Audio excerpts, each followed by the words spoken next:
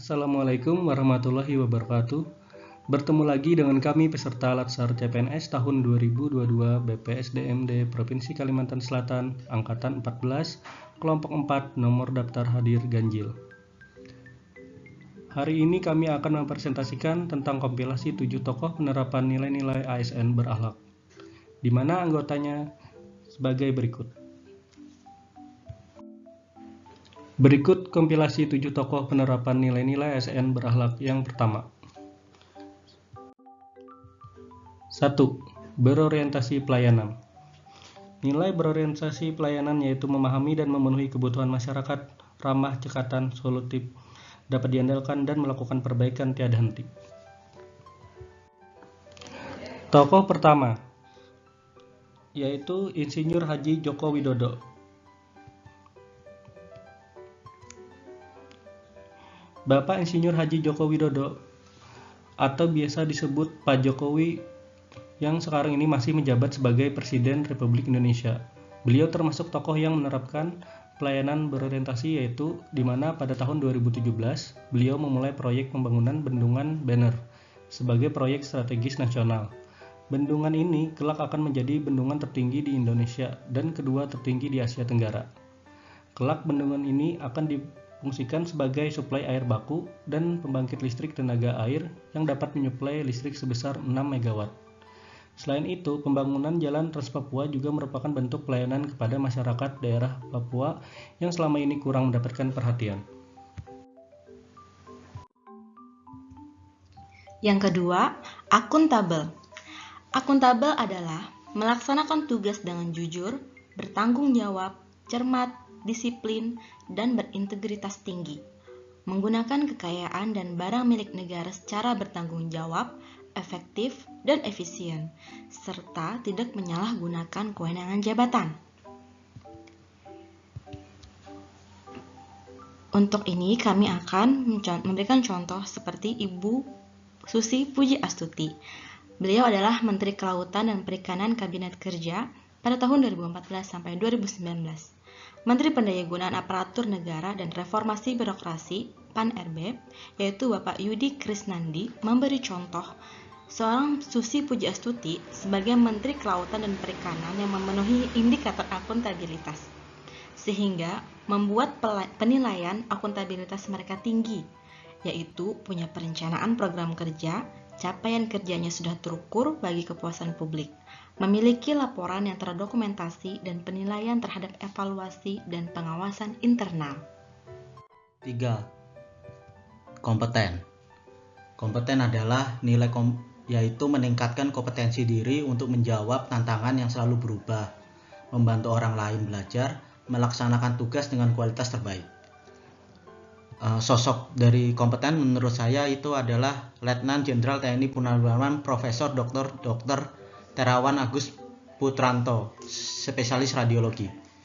Beliau lahir tanggal 5 Agustus tahun 1964. Beliau adalah dokter Indonesia yang menjabat sebagai Menteri Kesehatan Republik Indonesia antara 23 Oktober 2019 dan 23 Desember 2020. Sebelumnya ia dokter militer yang juga menjabat sebagai Kepala Rumah Sakit Pusat Angkatan Darat Gatot Subroto dan Ketua Tim Dokter Kepresidenan. Setelah tidak menjabat sebagai Menteri Kesehatan, Terawan mengembangkan vaksin Nusantara untuk melawan virus corona penyebab COVID-19. Vaksin berbasis sel dendrit ini, Terawan mengklaim bahwa vaksin yang disebut COVID-19 ini merupakan solusi bagi para pengidap komorbid berat serta orang yang memiliki autoimun karena sel dendrit bersifat personal atau menyesuaikan kondisi setiap pasien, dan juga mengklaim vaksin Nusantara sangat aman karena sifatnya individual. Yang keempat, harmonis. Nilai harmonis yaitu menghargai setiap orang apapun latar belakangnya, suka menolong orang lain, membangun lingkungan kerja yang kondusif. Menurut saya tokoh harmonis adalah Dr. Kiai Haji Abdurrahman Wahid atau yang biasa dikenal Gus Dur. Beliau Presiden keempat Republik Indonesia, juga disebut sebagai Bapak Pluralisme. Pasalnya, beliau selama hidup selalu menekankan nilai-nilai toleransi dan dalam kehidupan berbangsa. Yang kelima, loyal. Nilai loyal yaitu memegang teguh ideologi Pancasila, Undang-Undang Dasar Negara Republik Indonesia tahun 1945, NKRI, serta pemerintahan yang sah, menjaga nama baik sesama ASN, pimpinan instansi dan negara, serta menjaga rahasia jabatan dan negara. Tokoh yang saya pilih yang memiliki nilai loyal yaitu Jenderal Polisi Purnawirawan Dr. Andes Hogung Iman Santoso. Beliau merupakan mantan Kapolri yang kelima yang menjabat pada 9 Mei 1968 hingga 2 Oktober 1971. Sewaktu masih menjabat sebagai Kapolri saja, dia dikenal tidak mempan dengan sogokan. Tak pelak, Hogung disebut sebagai ikon polisi anti korupsi. Hogung juga dikenal sebagai orang yang tidak segan melawan kekuasaan, terlebih yang ingin mengintervensi kasus yang tengah ditangani aparat kepolisian. Orang seperti Hogung tentu saja tidak disenangi oleh penguasa yang saat itu dikenal dengan tingginya korupsi, kolusi, dan nepotisme. Lantaran dia mempunyai pendirian yang tegas terhadap penyelewengan jabatan. Padahal di masa Hogung menjabat sebagai Kapolri, dia telah melakukan pembenahan beberapa bidang yang menyangkut struktur organisasi di tingkat Mabes Polri. Hasilnya, struktur yang baru lebih terkesan lebih dinamis dan komunikatif. Selanjutnya yang keenam, adaptif. ASN adaptif yaitu cepat menyesuaikan diri menghadapi perubahan, terus berinovasi dan mengembangkan kreativitas serta bertindak proaktif. Di sini tokoh yang kami angkat adalah Haji Benusina, SPI, MSI.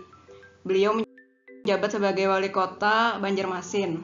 Beliau berhasil membangun sebuah spirit baru untuk kota Banjarmasin dengan spirit Kayuh Baimbai dan slogan Banjarmasin Baiman.